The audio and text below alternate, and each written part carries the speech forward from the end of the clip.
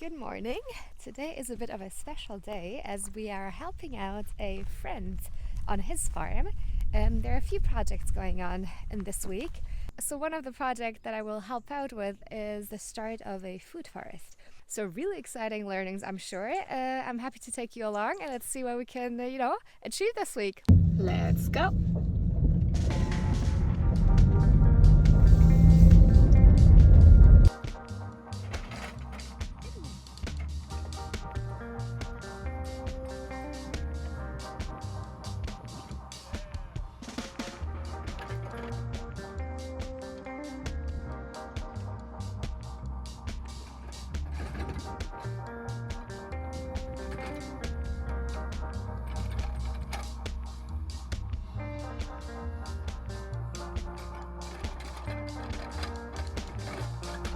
So as you can see, there is a huge trench being dug right there. And I think this is the space where we're going to roll out the pipes and connect them. I'm not entirely sure how it connects to which points, but I'm sure Lars will explain that to us. Ooh, there's even water already. Oh, interesting. So this part is basically the irrigation for the entire food forest? Yeah, so there will be 9, maybe 10 sprinklers. And like to the shed I might want some water, and also there I want to make a pond. Right. So it'd be nice to have like one tube going to the pond, so in summer when this is still water and up there it's not, we can just fill it up with the pump instead of like rolling out all the hoses and everything. Yeah. So yeah, it will be very luxurious this way. Nice, cool, I'm excited. Yeah. So this is the well that will be used as the main source of water for the food forest.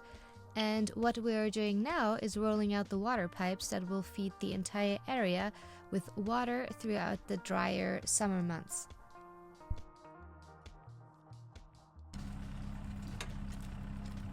After rolling out the pipes, we cover them up with a small layer of soil, of dirt, just to make sure that they stay in place and are protected. And then Lars comes in with his big machine and covers them up completely with the rest of the soil and closes up the trenches.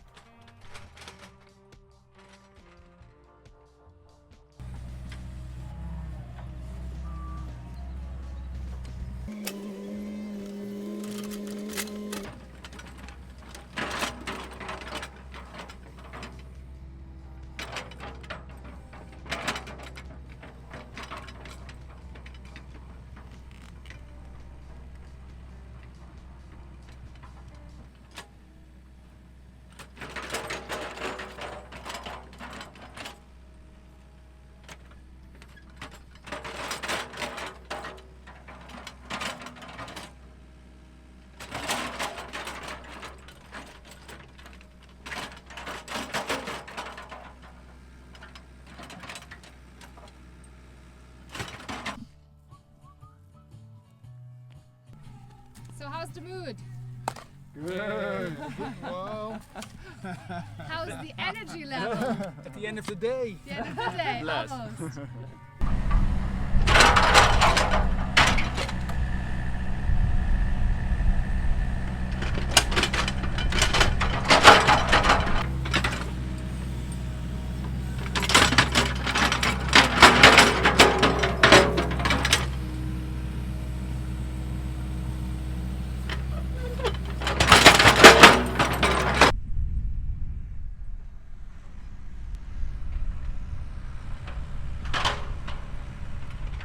So while they're closing the last few trenches, you can see all the work we've done today. So the dug up parts are the entire trenches that lead the water from the well towards, endpoints where then the water comes out from sprinklers. That's kind of the idea for the food forest that they have planned. And yeah, those pipes going out of the soil are basically the connections to the sprinklers, and then the rest is basically just the water pipes leading the water towards, the end part. We didn't think we could make it today, but we did. I am super tired. And tomorrow is another day of working on this project, but it's going to be a bit different of a mission, so let's see what tomorrow brings. So I clock out for today and I see you tomorrow. Bye!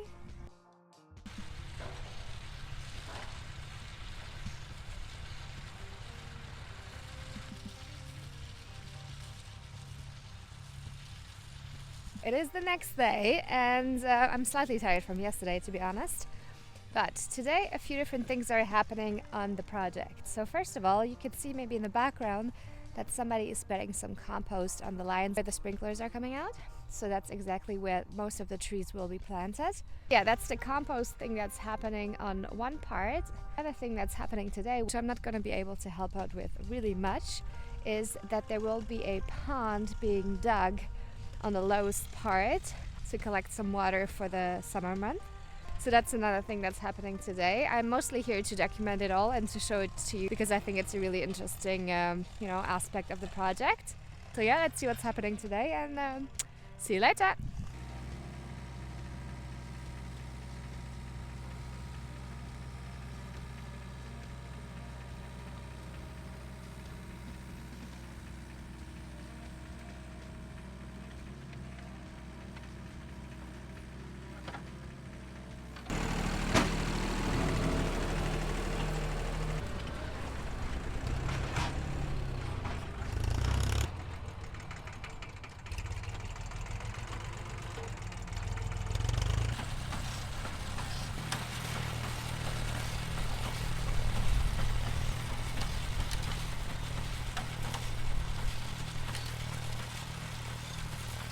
So finally my help is needed. I will have the most important job of holding those tubes up. Yay!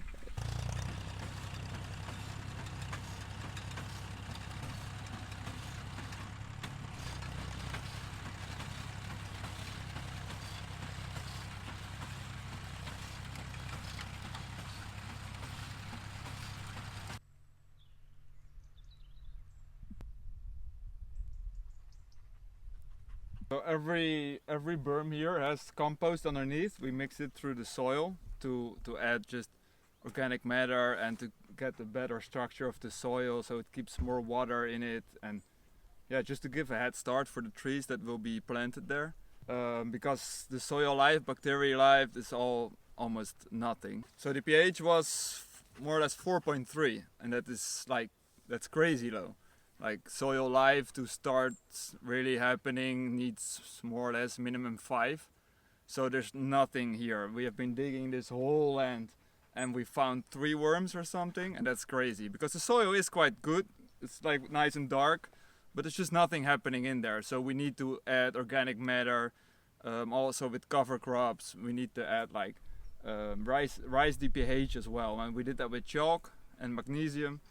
And yeah, so this will take a few years to get to the nice balance, but we will get there in a few years, I guess. I think we call them berms, but we call them berms now, I guess. So this one is important, and the next one also. It's quite high and wide as well, because the first 10 meters here is in winter underwater, and there's no single fruit or nut tree or whatsoever that will actually like it. So we were just losing too much of the land to the water. So we're making berms now all in the direction where the water flows also. So the water will now be guided before this part back into our creek. So we won't have too much problems with that.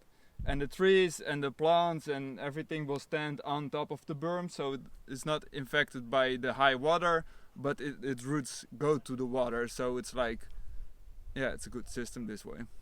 Yeah, so we want to use gravity for watering the whole plot. So we want to make a big pond on top of the land. There's a lot of clay there, so it was always like super soaky and wet anyway. So almost no trees wanted to grow there.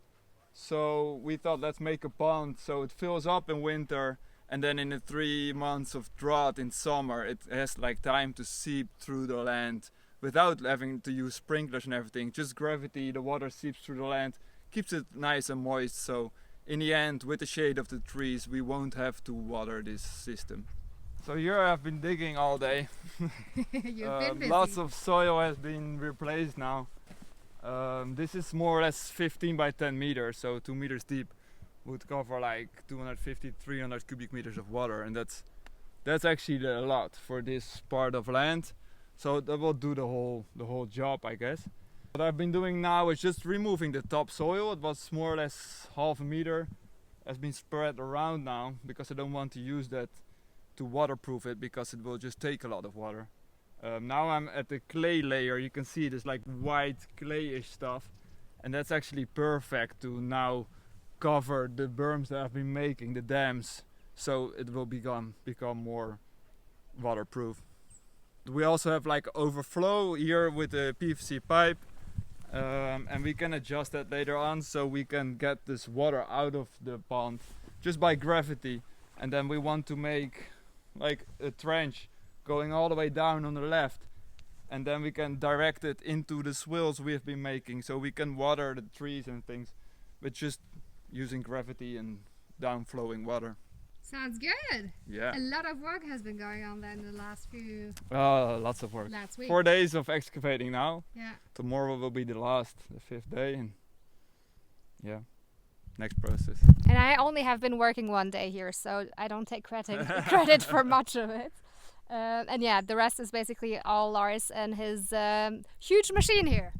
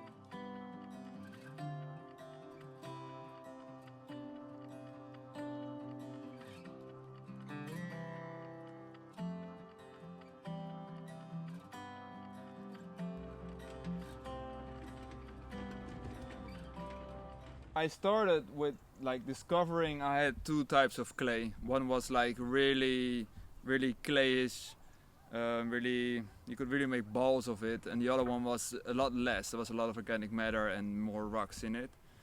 So I figured that I should use the less sealing clay first. So I started digging that from the back all the way around the dam, and yeah, made 1/2 meter layer of clay. And then I tempered it with the machine. I drove up and down to just get it very compacted. Yeah, and then after that I started digging the white clay here. That's quite amazing. And I started like pulling that all around the dam, adding almost 1 meter extra of this dirt. That's really holding a lot. Yeah, so the goal was to get the dam at least as waterproof as we can. So that's why we work with different layers of clay and try to dig it deeper as well, because we dug out like 1.5 meters of clay up, especially to build the dam even stronger and more waterproof. So this pipe will be the overflow actually, not the main one maybe, because if it's like storming and raining like crazy it might not be big enough. But it's like in the end, if the water will rise here, I'm not sure if it will ever get this high, but if it gets, then we have like an overflow here. I will cut this and the water will stand here and go inside and then runs out. Because if the water gets too high, your dam might break or it starts flushing over the dam, making like holes, and it will collapse in the end. So this is why we want to have it down here and under the dam out. Nice. And just for the people out there, how tall are you? I'm almost 2 meters. So the dam is 2 meters high, and then we work down 1/2 meter more, so it's huge. It's big. It's really big. So, I hope you enjoyed coming along on this project. Thank you, Loris, for sharing this experience, and especially thank you for your knowledge on this topic. Lars will actually be helping me out on my farm next week, as it's time to harvest the olives on my land to make my first own batch of olive oil. See you next week. Bye!